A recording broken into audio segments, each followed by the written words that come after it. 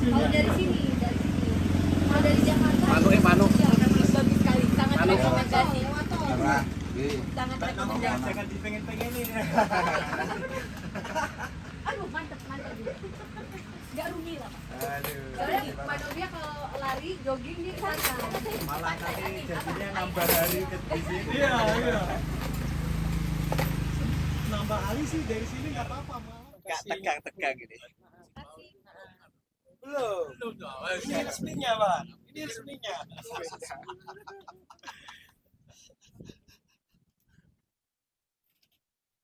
Sudah Pak Jung ya? Iya, langsung. Oke, saya mulai. Untuk yang pertama untuk diskusi bawang merahnya nanti Mas Gusman menjelaskan untuk tahapannya ada step-stepnya Pak ya. Ada step-stepnya dari mulai olah lahan yang benar, pemilihan bibit, sama yang terakhir perawatan dan pasca panen. Untuk pasca panen itu aja nanti poin-poin utamanya 4 poin itu. Pasca panen.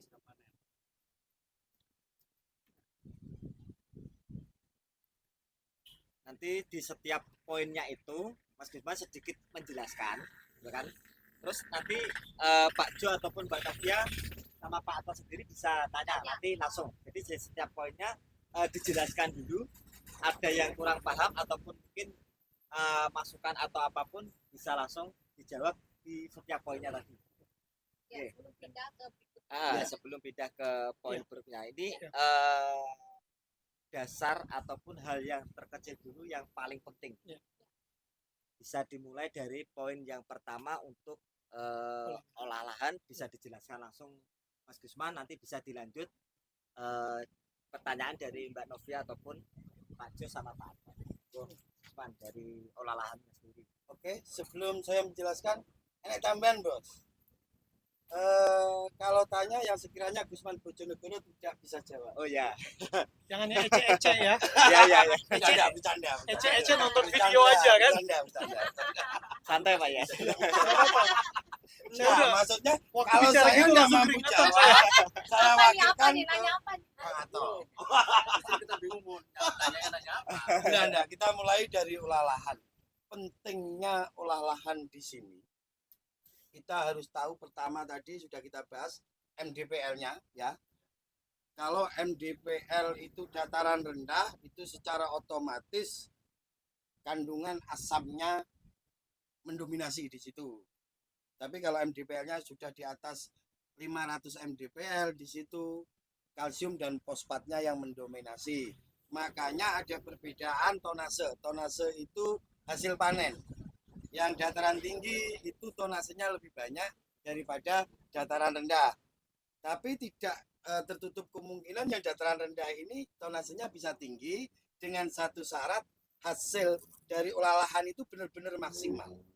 Olah lahan yang maksimal itu yang pertama otomatis secara langsung kita harus punya lahan dulu. Kalau mau tanam ya.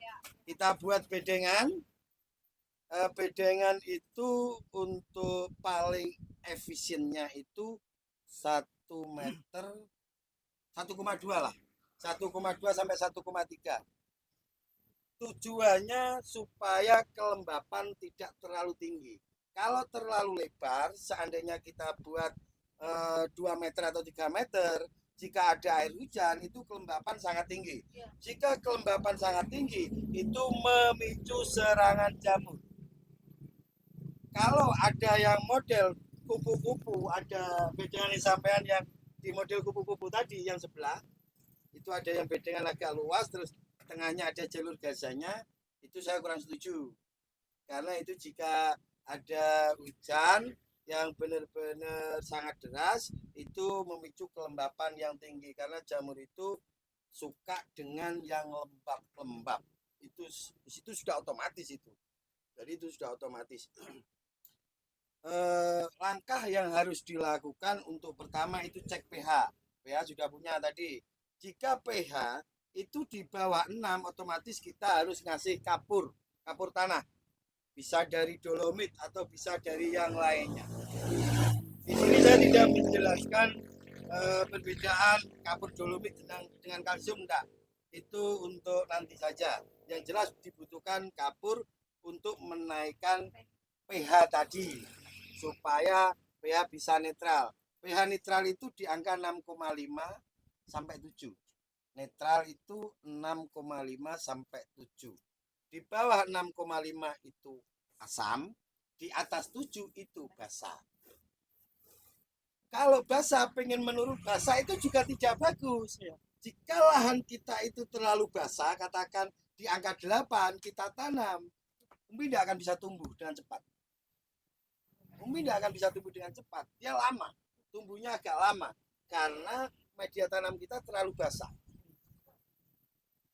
Untuk menurunkan basah itu gampang. Kita bisa menggunakan klorida, bisa menggunakan sulfur. Klorida itu ada di KCL, pupuk KCL itu ada. Untuk sulfur itu ada di pupuk ZA, itu ada kandungan sulfurnya. Urea ya. Urea tidak bisa, nanti urea itu nitrogen. Dari ZA itu ada kandungan sulfurnya. Kalau selain dari pupuk itu ada hal yang bisa menurunkan pH itu dengan menggunakan belerang. Itu paling cepat. Belerang itu paling cepat. Seandainya Mas Gusman ini pH 8, taburi belerang langsung turun, pasti langsung turun, langsung drop. Karena bahan dari klorida itu belerang tadi. Bahan mentahnya dari tadi, bahan bakunya. Untuk menurunkan saya rasa itu tidak terlalu penting karena rata-rata petani lahannya pasti asam. Saya yakin dari 1000 petani kalaupun ada yang basah itu tidak lebih dari 10. Jadi rata-rata di bawah 6. Di bawah 6 itu untuk menaikkan kita bisa saat olah lahan kita bisa menggunakan kapur tanah. Untuk jenisnya terserah. Yang penting kapur tanah. Untuk menaikkan satu angka pH dalam luasan 1 hektar itu butuh 2 ton kapur tanah per hektar 2 ton untuk menaikkan satu angka. Jadi kalau pH kita di angka 4 untuk menaikkan menjadi 6 berarti butuh 4 ton dalam 1 hektar. Itu wajib dilakukan, itu sudah wajib dilakukan. Itu hal yang pertama. Jika sudah lahan sudah netral di angka 6 itu sudah layak untuk ditanami bawang merah. Dari penelitian teman-teman yang dari para insinyur-insinyur profesor-profesor itu untuk lahan bawang merah itu 5,5 minimal 5,5 itu sudah bisa ditanami bawang merah, sudah layak untuk tanaman horti khususnya bawang merah minimal Bang ya. Tapi untuk amannya di 6,5 sampai 7 untuk aman. Di mana di situ jika pH kita itu netral, pemberian nutrisi akan gampang terserap oleh media tanam. Diserap oleh media tanam, akhirnya dimakan oleh tanaman kita, gampang. Jadi pemberian kalsium itu tadi sangat berfungsi untuk menopang kesuburan tanaman kita. Jadi kalsium itu sangat penting, termasuk tanaman cabai itu sangat penting untuk kalsium. Itu yang pertama, untuk menetralkan pH dulu. Untuk hal yang kedua, dibutuhkan sterilisasi lahan. Terlebih kalau sudah habis tanam bawang merah, wajib sterilisasi lahan. Untuk sterilisasi lahan ini bisa menggunakan asam kuat, bisa menggunakan basa kuat. Untuk asam kuat itu sudah sering saya bilang ada H2O2, hidrogen peroksida. Itu bisa digunakan. Kalau untuk basa kuat kita ada kalau dari kimia ada itu KOH, kalium hidroksida. Kalau saya punya produk itu PK+. Tapi saya tidak mau promosi di situ, tidak penting. Tapi ada PK+ itu sifatnya basa kuat. Kalau untuk sterilisasi saya lebih condong ke yang basa kuat. Kenapa? Spektrumnya lebih luas daripada yang asam kuat. Asam kuat itu tidak akan bisa bertahan lama. Lebih kuat untuk yang basa kuat. Tapi untuk asam kuat dan basa kuat alangkah lebih baiknya untuk nyepraynya tidak boleh di mix, Bang. Dan kalaupun sudah ada tanamannya, apakah itu boleh dispraykan? Boleh, tapi tidak boleh overdosis. Karena yang asap kuat ini bisa berimbas kepada pucuk kuning atau pucuk terbakar. Adapun yang dari basa kuat ini juga bisa membuat pucuk terbakar. Jadi sama-sama bisa membuat pucuk terbakar. Jadi petani itu pahamnya, ini kata Mas Gusman karena terlalu asam makanya pucuknya kuning. Tapi dia tidak tahu kalau basa kuat itu juga bisa membuat pucuk tanaman itu terbakar. Banyak petani yang tidak paham di situ. Makanya saya tidak menyarankan untuk nyepray KOH, kalium hidroksida. Karena nyepray kalium hidroksida itu harus ada pendampingnya. Orang yang ahli kimia. Jadi paling aman menggunakan kalsium tadi Pak. Disebar itu lebih aman. Menurut saya itu lebih aman. Jika sudah sterilisasi Pak. Jika sudah sterilisasi di situ, sampean bisa memasukkan decomposer. Kalau mau memasukkan kotoran hewan yang sudah difermentasi atau yang kita sebut dengan kompos padat, pupuk organik padat itu tadi bisa dimasukkan setelah sterilisasi lahan. Nah, di situ baru di kultivator Bang sebenarnya. Ini tahapan-tahapan untuk kedepannya Bang ya. Itu di kultivator, tujuan di kultivator untuk decomposer yang kita spraykan ke kompos tadi supaya bisa menyatu dengan media tanam. Jadi kalau kompos baik itu dari daun maupun dari kotoran hewan, kohe, itu tidak akan berimbas apa-apa kalau hanya ditaruh di atasnya media tanam. Dia tidak ada fungsinya apa-apa. Harus di-blend. Harus mencampur. Jadi kalau cuma di atasnya tidak ada imbas apa-apa di situ. Karena bakteri tidak bisa bekerja di situ. Tidak ada pengomposan. Nah ya, tidak ada pengomposan. Kalau sudah menyatu dengan media tanam, bakteri nanti bisa bekerja dengan maksimal. Tidak mungkin bakteri bisa bekerja di bawah terik matahari, jelas tidak mungkin. Ya, di spray di komposer tadi tujuannya kita naruh mikrobanya untuk komposnya tadi bisa dijadikan rumah tempat hunian untuk bakteri tadi supaya bisa bekerja maksimal. Dan ingat, ini yang perlu dicatat. Di lahan kita itu ada dua bakteri. Bakteri jahat sama bakteri baik. Jika bakteri jahat ini menguasai lahan kita tanam apapun tidak akan bisa tumbuh dengan subur. Tanaman apapun. Kalau bakteri jahat ini menguasai lahan kita. Tapi sebaliknya kalau bakteri baik ini menguasai lahan kita tidak butuh pupuk banyak Pak. Pupuk kita berikan seadanya itu tanaman juga subur. Terjadinya bakteri jahat tadi bisa menguasai lahan kita karena seringnya kita itu menebar kimia Pak. Dari pupuk, dari pestisida yang kita berikan ke tanaman kita itu meninggalkan residu. Nah, residu ini nanti yang tidak bisa terurai. Dan di dalam tanah tidak bisa terurai. Dan makanya nanti akan muncul patogen, sesuatu hal yang merugikan. Jika itu tidak bisa terurai, maka sampai tanam apapun tidak akan bisa subur, Pak. Apapun yang kita tanam tidak bisa subur. Untuk bisa mengurai patogen-patogen tadi, kita bisa memasukkan kompos, bisa memasukkan arang sekam, lalu kita spray decomposer supaya bakteri jahat tadi bisa terdegradasi oleh bakteri baik yang kita berikan. Dan untuk patogen ini yang kita sebut patogen suatu hal yang merugikan di lahan kita, itu juga bisa didegradasi menggunakan jamur antagonis. Jamur antagonis bisa kita dapat dari Trichoderma. Untuk pemain bawang nyebutnya TCD, itu Trichoderma. Itu sejenis jamur antagonis yang bisa mendegradasi patogen tadi. Dan itu ada di produk-produk di toko pertanian ada. Yang asli Trichoderma juga ada. Biasanya Pak, kalau punya dinas, teman dinas, itu ada. Isolatnya ada. Jadi isolatnya itu nanti bisa dikembangkan Pak. pasti ada di semua dinas pertanian. Isolat dari trichoderma ataupun dari yang lain-lainnya itu ada. Nanti bisa dikembangkan, saya yakin dinas itu mau pendampingan untuk memperbanyak itu. Wah, banyak banget. Jadi semuanya ada. Isolatnya kecil sekali, tapi itu bisa diperbanyak sampai berpuluh-puluh liter dan bisa diperbanyak lagi. Itu bisa mendegradasi patogen.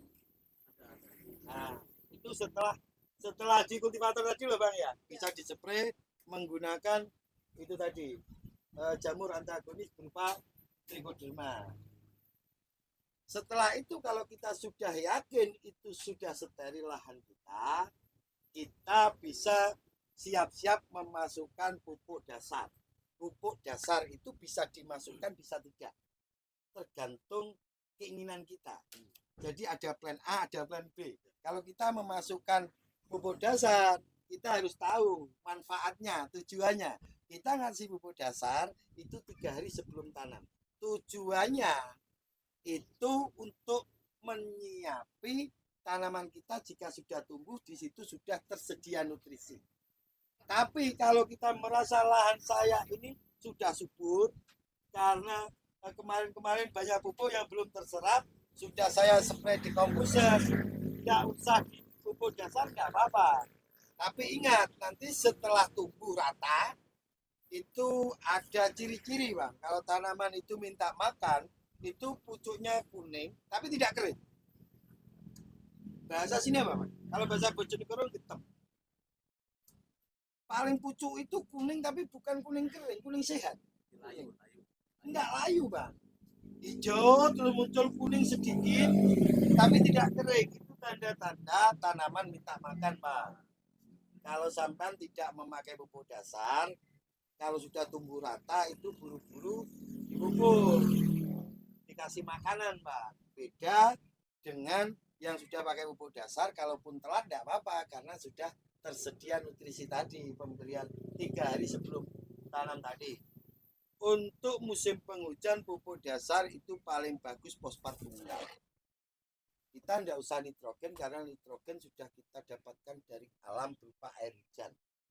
Untuk musim kemarau saya lebih condong, saya lebih ngerekom N dan P. Kenapa kalium tidak disertakan? Karena tanaman itu butuh tumbuh dulu. Ini Bang, ini ada cerita kemarin kita kirim benih ke Blora, karena awalnya orangnya tanam pakai benih kita, panen. Terus tanam lagi, dikasih benih temennya, kebetulan nggak panen. Akhirnya minta benih kita lagi. Terus kita ke lahannya, melihat lahannya, dikasih pupuk dasar apa?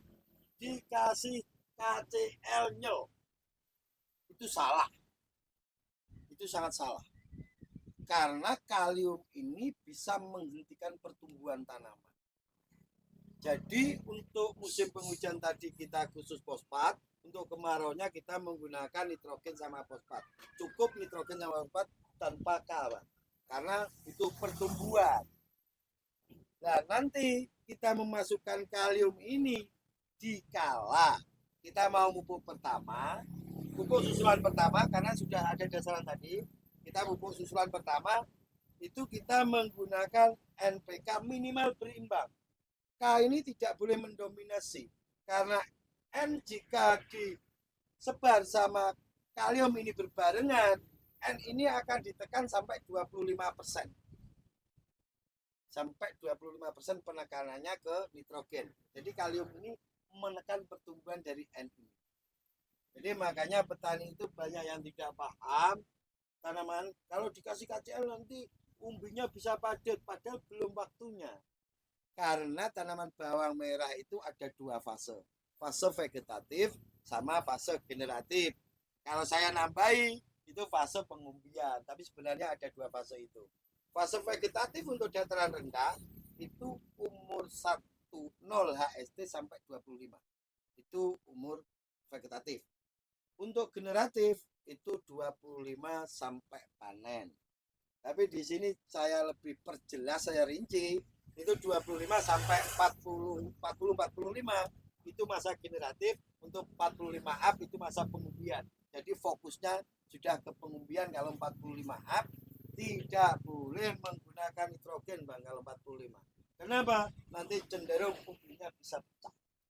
Kalau umbinya pecah, logikanya umbi satu ini kita kira-kira umbi satu ini 1 on. Kalau dia pecah jadi 2, bukan jadi 2 on, dia berkurang dari 1 on. Logika petani, wah ini pecah jadi 2 tambah banyak, enggak.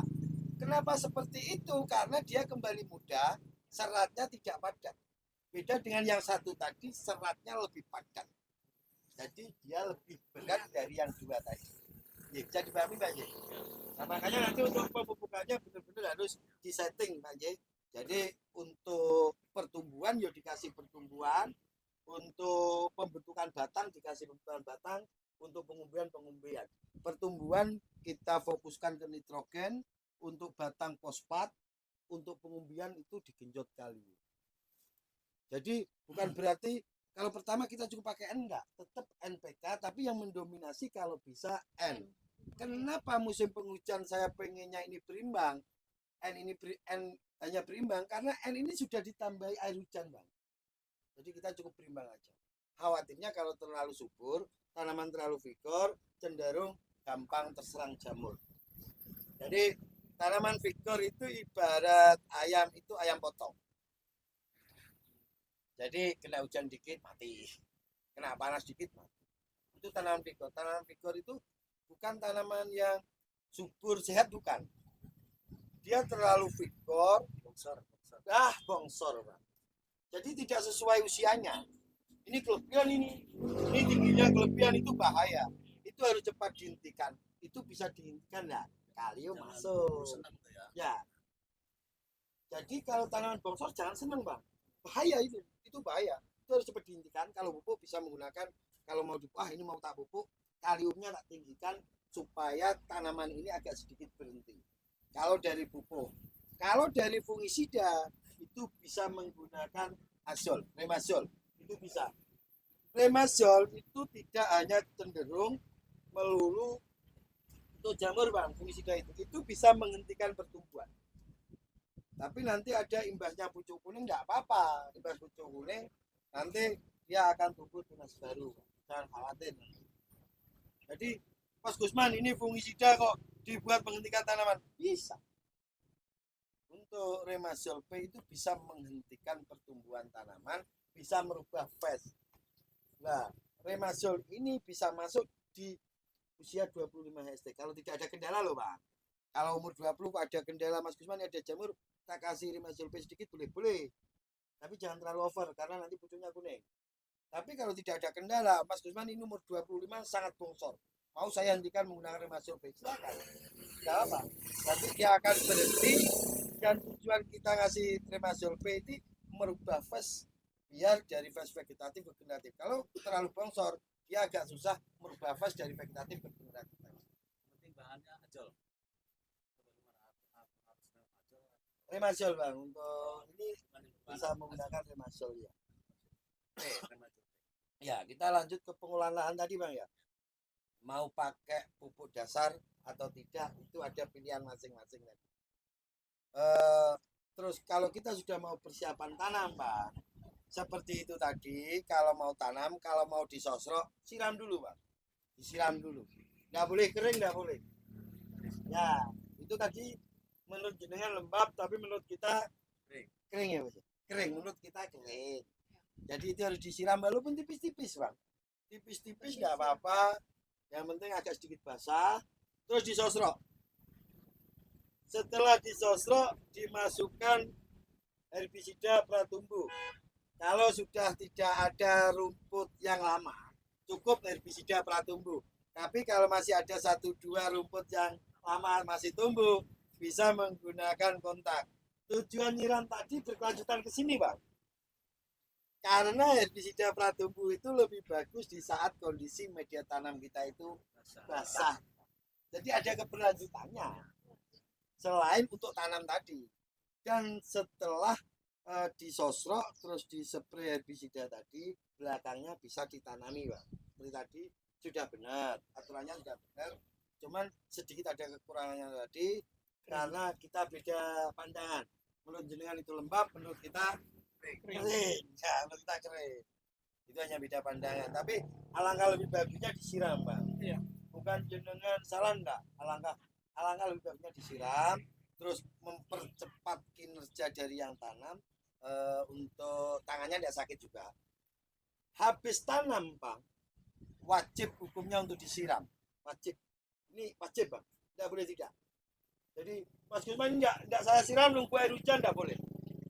Ada hujan ataupun tidak ada hujan, walaupun BMKG itu sudah 100% nanti sore hujan, tetap habis tanam wajib disiram. Ya. Tujuannya langsung terpatri, dia tidak bisa gerak.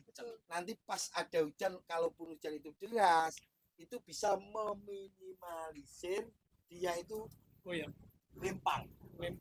Ya, paham Bang ya? Lempang, bahkan bisa terbawa arus air tadi.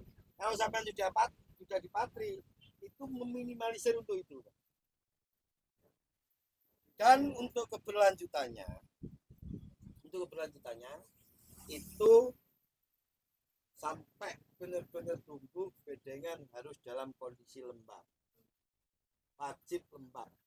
Jadi kalau sore ini tidak hujan, besok tetap nyiram. Itu tidak seterusnya kok, Bang. Jadi terus kok besok enggak hujan lagi, lusa wajib nyiram lagi.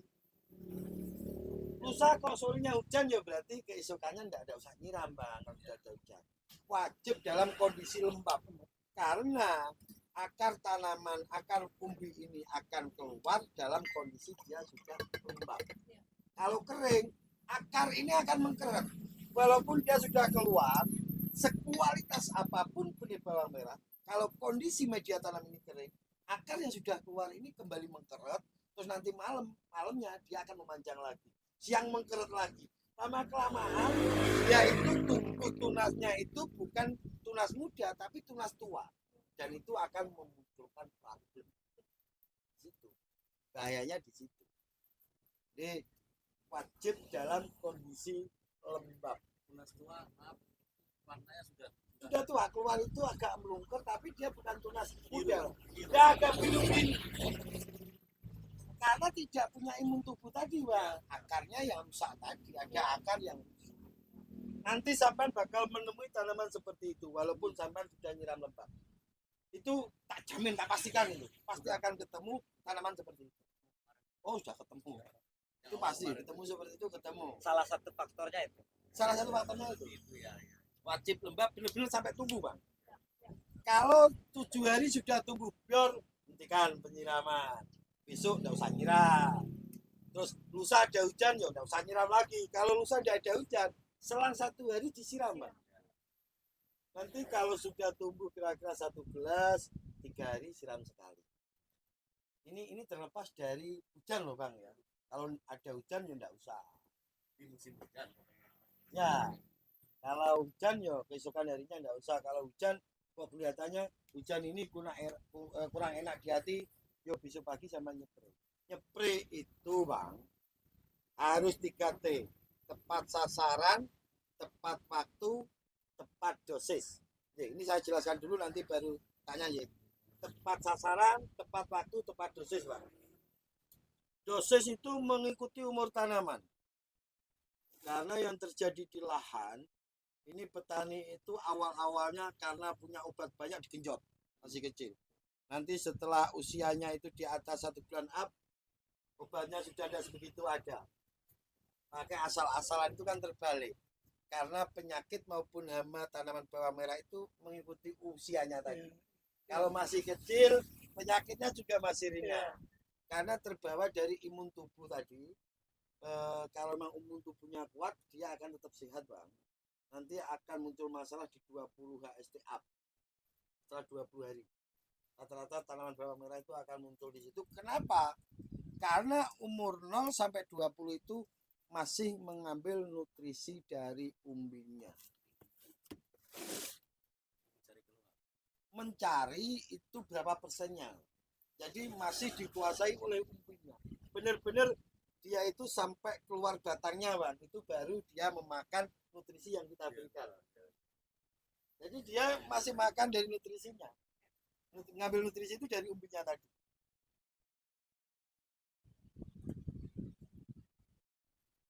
Jadi makanya saya bilang mulailah dari dosis terendah itu untuk menghindari resisten atau menghindari kekebalan pada hama maupun penyakit tadi.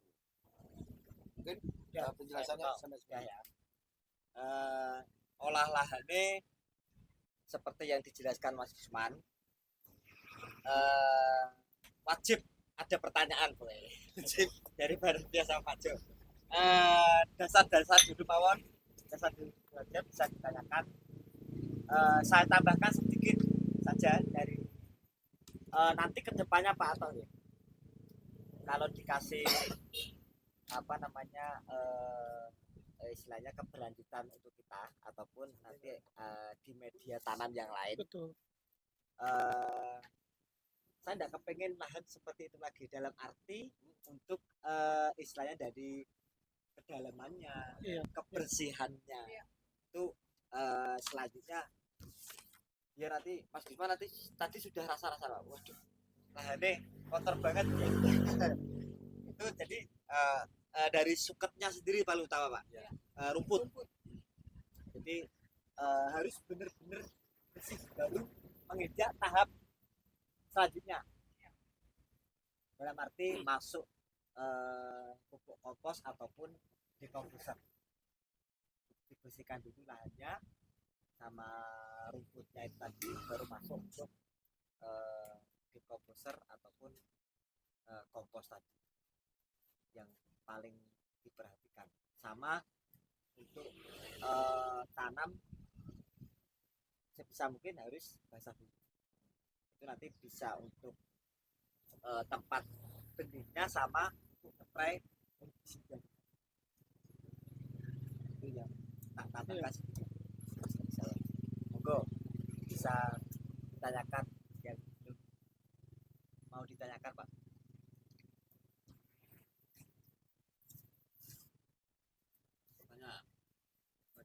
Wajib ada pertanyaan tentang olah lahannya ini Pak. Tentang olah lahan dulu. Mas Uji persiapan untuk menjawab. Santai Pak ini Pak, santai. Ibu Pak kena aku ya. Oke. Olah lahan kemarin saya aplikasi asam umat dengan besar. Masuk. Setelah kita pembersihan rumah. Oke. Nanti besar itu yang besar Apa? Yang penting di komposer. Ya, karena saya dapatnya cukup. Oke.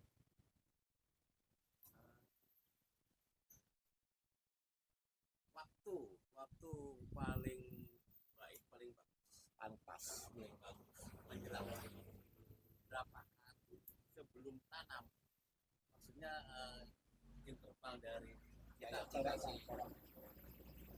sekat baiknya berapa hari setelah itu harus cepat atau harus Pemberian dekomposer itu minimal kalau untuk lahan. Nah, untuk kedepannya ya. Itu 2 minggu sebelum tanam, Bang. Karena dekomposer kita masukkan jika ada bahan organik di media tanam kita, itu nanti akan ada proses pengomposan. Di proses pengomposan itu ada keluar gas panas. Jika gas panas itu keluarnya nanti kita sudah habis tanam, maka gas panas itu akan mengganggu akar tanaman kita. Jadi di komposer kita masukkan, seminggu berikutnya pasti sudah terproses, gas panasnya keluar, nanti setelah 2 minggu kita tanam, akar tanaman kita itu sudah aman. berarti yang ini nggak salah, Nah, nggak ya bisa. Untuk komposernya, tapi kalau untuk asam umatnya, kalaupun sudah ada tanamannya bisa.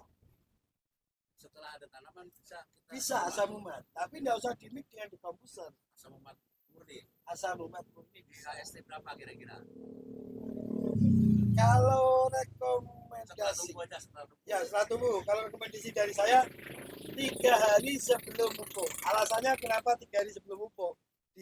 asam humat itu tujuannya untuk memperbaiki kontur lahan kita, tanah kita ya.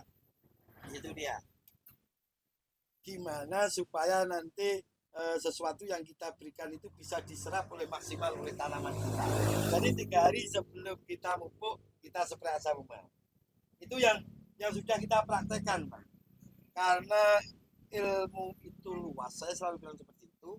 Sementara pengetahuan kita sangat terbatas. Ilmu itu banyak versi, ada versi ini, ada versi seperti itu. Seperti halnya ini sedikit saya contohkan, hidrogen peroksida H2O2 itu kiblat kita, itu ITB. Itu bisa membunuh bakteri. Tapi kalau kita belajar, kisok enggak ya, enggak apa-apa bos ya. Kita belajar dari negara tetangga, Israel, kita ambil ilmu pertaniannya. Itu H2O2 enggak membunuh bakteri. Jadi banyak versi. Di situ dia bukan mati untuk bakteri itu. Kalau orang Jawa bilang itu mati apa tuh? Mati suri. Pingsan lah, pingsan. Ya. Jadi dia nanti akan kembali hidup di saat kita itu memasukkan bahan-bahan organik ke situ, dia akan kembali bisa bekerja. Tapi mau ikut versi mana silakan. Untuk cari amannya ya jangan pakai itu aja. Yang pakai Yang lain kan bisa. Jangan pakai H2O. Iya. Nah, asam humat berarti setiap kita mau aplikasi pemupukan, kasih asam humat. Bisa dipakai. Bisa Sampai dengan pemupukan terakhir. sampai pemupukan terakhir. Ini kita yang kita kendala kemarin, saya nggak sempat kasih pesan. Ya. Kita terlambatan karena kita tenaga kerja ya. Mm-mm. Kan seperti Mas Bang bilang tadi, setelah tumbuh rata kita kasih pupuk. Iya. Jadi sebelum kita kasih pupuk, besok dia udah tumbuh rata nih. Ya. Spray asam humat. Ya, kita spray asam humat. Terus besok jeda 1 hari kita pupuk. Iya. Apa di situ. Terus khusus tanaman yang tadi kita lihat pH-nya di bawah 5, Ya, yang mau. itu jangan dimasukkan pupuk. Besok dicek lagi, Bang. Siap. Siapa tahu kalsium yang sampean aplikasikan itu baru diserap dan bisa naik pH-nya di angka minimal 5,5 lah atau 6. Itu langsung bisa dipupuk. Tapi saya yakin untuk yang satu lokasi tadi pH-nya masih drop, Bang. Sampean kurang ngasih kapurnya kurang. Itu jangan dipupuk. Untuk rencana besok mupuk, berarti hari ini untuk lokasi 10 bedeng atau berapa tadi? 12 bedeng itu sebari kalsium, Bang. Kapur. Ya, sebari kapur. Kalau nggak sempat nyiram pun nggak apa-apa. Nanti nyiramnya dibarengkan habis mupuk. Kalau sempat nyiram 20 bedeng ya disiram dulu biar dia lebih cepat terserapnya. Nanti pas di saat kita pemberian pupuk, tanaman kita sudah mau makan nutrisi yang kita berikan. Kalau dikasih kalsium cair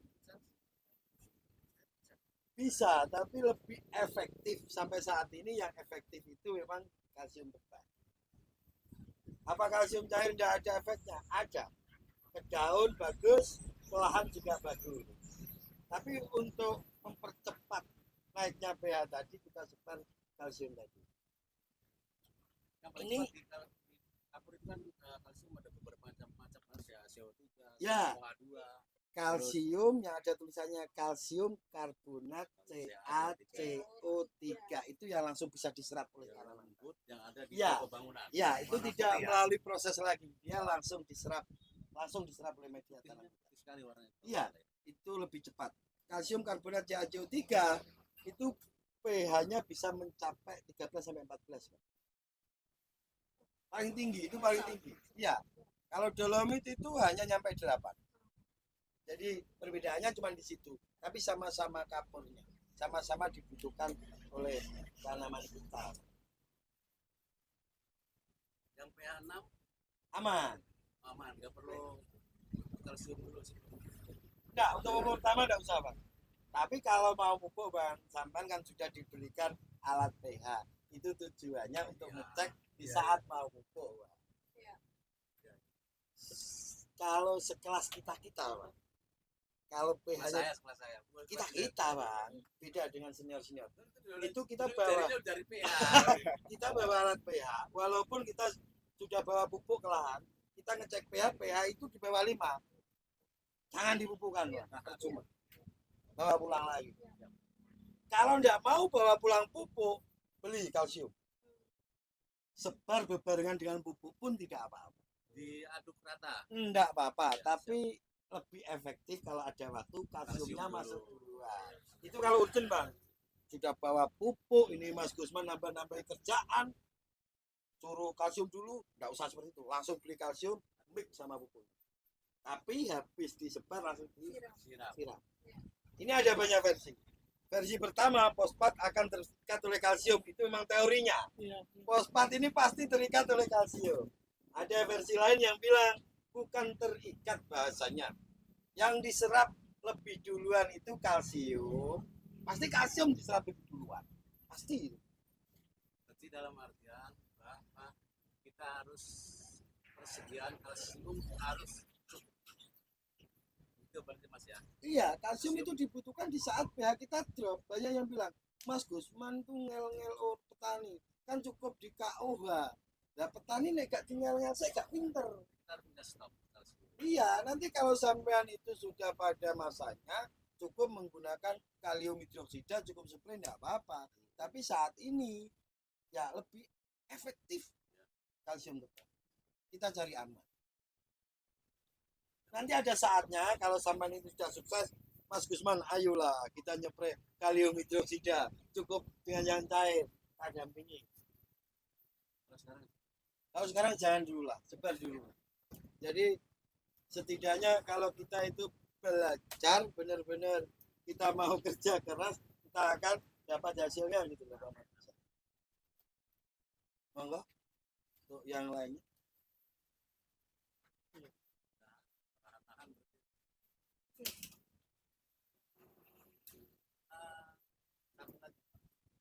Kita punya kultivator. Awal kita pakai, tapi kemarin olahan yang segini itu nggak pakai kultivator. Saya pakai tenaga manual dari pupuk. Tapi setelah saya lihat hasilnya juga bagus. Kemarin juga di kultivator yang ini itu nggak masalah. Nggak masalah. Bahkan ada teman saya yang bilang itu lahan itu jangan selalu dikultivator, nanti rusak. Kultivator itu juga ada aturannya, Pak. Jadi ada pembelajaran. Saya pernah belajar di cara kultivator. Kultivator itu kultivator tidak boleh ditekan, tidak boleh diangkat, tidak boleh. Kalau sampai ditekan atau diangkat nanti pertumbuhannya itu bergelombang. Imbas dari Harus kultivator rata, yang salah. harus seperti Iya. Sampai tancapkan itu seberapa ya ikuti jalannya kultivator. Kalau kurang kencang ya gasnya aja dimainkan, jangan didorong. Kita ikuti jalannya, kita ikuti. Karena sesuatu yang urgent, yang penting-penting itu tidak harus selesai dalam satu hari. Saya selalu bilang tadi sama dengan titip yang nyepray herbisida itu kasih tahu, nggak usah cepet-cepet. Kalau tidak selesai dilanjut besok, karena itu sangat penting. Imbasnya luar biasa. Kalau sampai kelewatan, nanti yang mengeluarkan biaya banyak jenengan sendiri. Jadi nyepray seperti itu enggak boleh, harus dikontrol, benar-benar dikontrol. Sampai itu kelewatan, bawang merahnya belum tumbuh, nanti gulmanya sudah tumbuh, biaya kita membengkak. Makanya ada pekerjaan yang memang harus dipercepat dan ada yang tidak boleh dipercepat. Harus benar-benar telaten. Telaten apa, Pak? Telaten. Jadi tidak boleh tergesa-gesa. Untuk nyepray tadi tidak boleh tergesa-gesa. Itu pun kalau terlalu siang juga tidak boleh. Ada angin tidak boleh, Pak. Jadi usahakan yang nyepray tadi itu berangkat pagi sebelum ada angin agak kencang.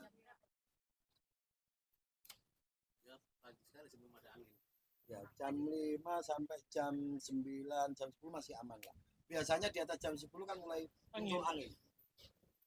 Tapi kalau sini tidak suka ada angin. Kalau angin sini karena kita di dataran tinggi tahu. Per satu kali jadwal. Hari ini ada angin.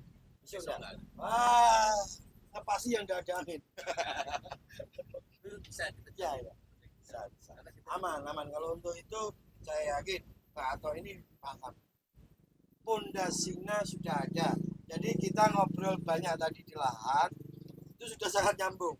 Karena enggak perlu saya menjelaskan semua detail-detailnya, sudah paham. Ada dasar. Sudah ada dasar-dasarnya sudah ada. Mungkin kalau ilmu dalam beliau sama saya. Enggak, cuman jam terbangnya lebih padat saya, Pak. Jam terbangnya lebih padat saya. Nah, ini nggak biasa. Perkara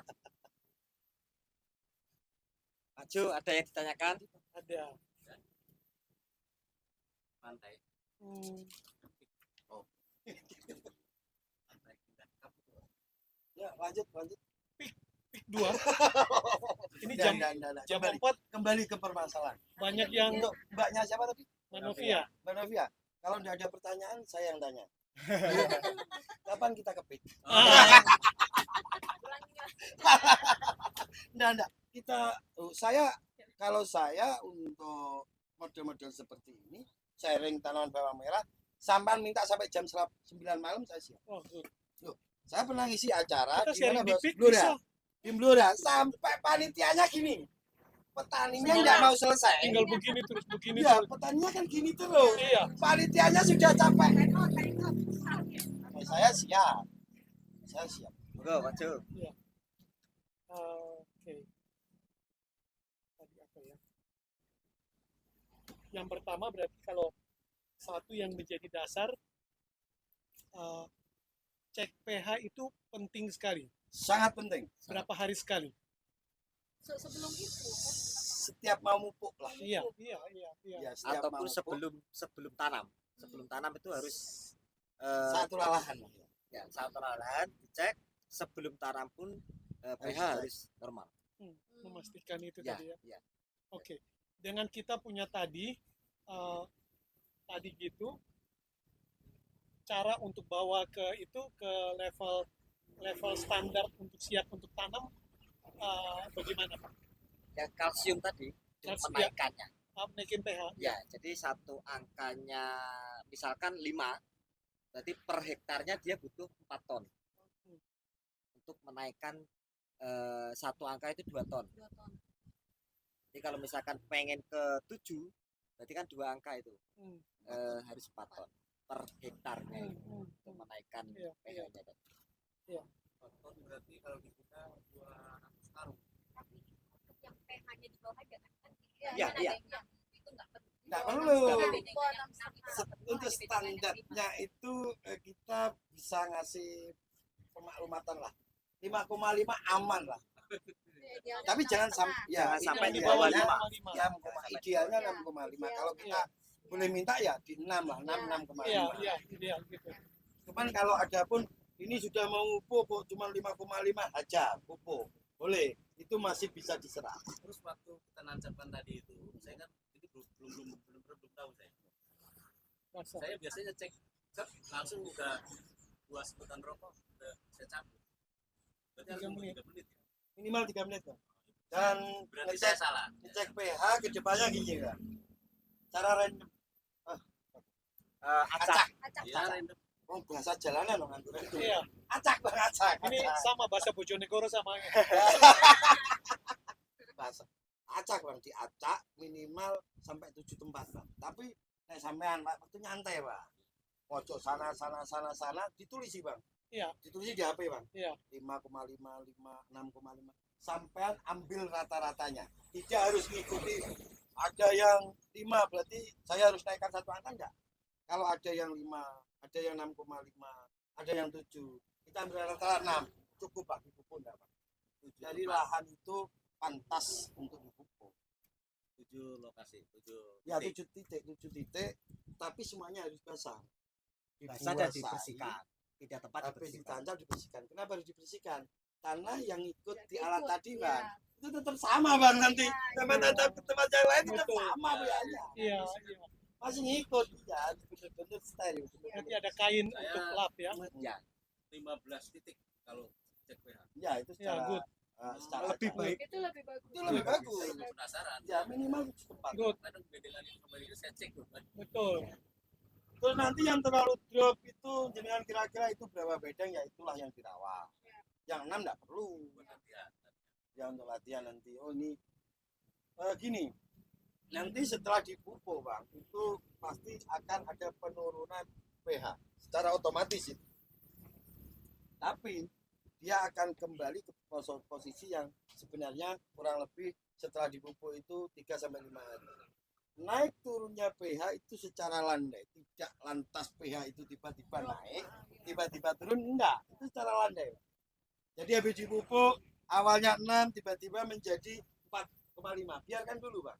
Tunggu 3 sampai 5 hari, setelah 5 hari, oh ini kembali di 5. Oh, kemarin kalau 5,5 berarti ya 5 itu yang sebenarnya.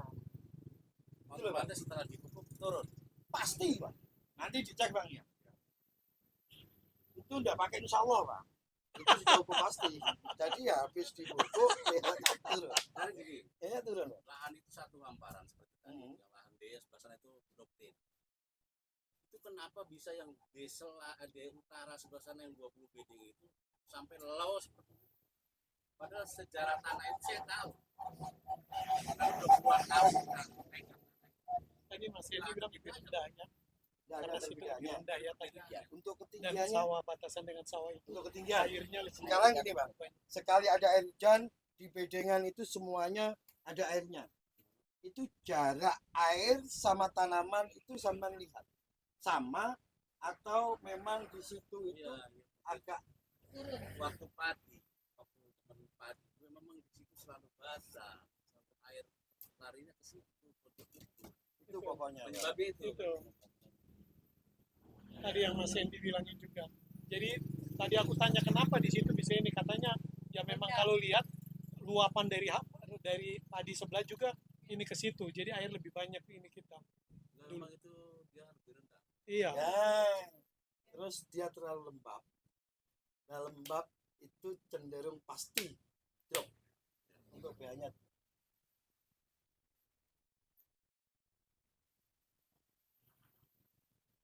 Oke, mengenai ketinggian air gimana Mas? Ketinggian air usahakan jarak bukan bedengan loh ya Bang.